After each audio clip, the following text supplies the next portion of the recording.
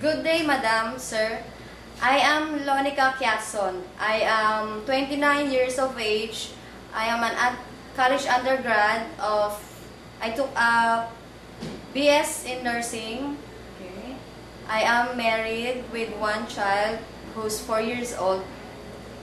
I work as a house helper for Mrs. Pangan. I do cooking, washing clothes, ironing, watering the plants, and sometimes I do babysitting to their child who born when she was born and until she is 7 years of age.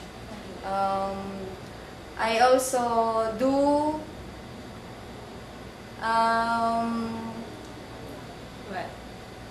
I also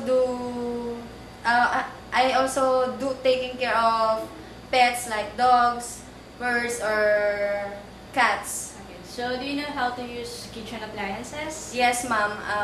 Like what?